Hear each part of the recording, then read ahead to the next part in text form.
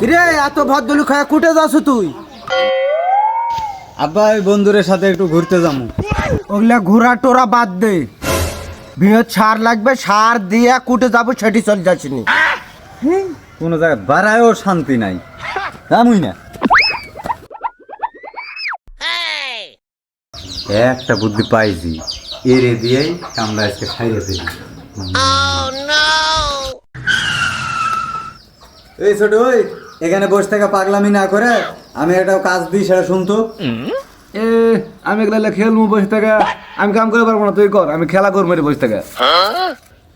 আরে ছোট, এই শীতের জাল তো নাই, তুই কষ্টে মরতেছিস, তুই আমার কাজটা করে দে, তোর সুন্দর দেখে ফাইন দেখে একটা জ্যাকেট কিনে দিবনি, এটা তো মেলা নোংরা হয়ে গেছে। তুই আমার কথা শোন, তোর ভালো হবে। সত্যি জায়গার কিনে দিবেন না ফাঁকি দিবেন নি? আরে সত্যি দিবনি, যা আমার কাজটা করে দিয়াই। তা বলো ভাইয়া কি কাজ করতে হবে আমাকে? ওখানে সার রাখা আছে, এই সারটা লিয়া তুই ভিঁয়ত যা দিয়াই, দিয়ে আসলে তোরে আমি জ্যাকেট কিনতে মার্কেটে লিয়া যাবনি, ঠিক আছে? ঠিক আছে ভাই, কাম আমি করে দেওয়াছি, কিন্তু আমাকে জ্যাকেট কিনা দেওয়াই লাগবে কিন্তু।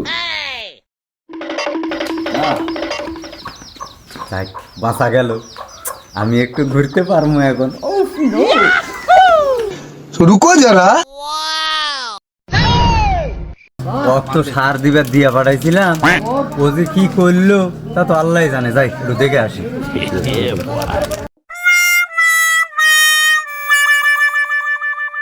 কেরে তুই যে বুন্য ইউরিয়া সার ছিটাতে, তুই কি সার ছিটাওছ রে এটি?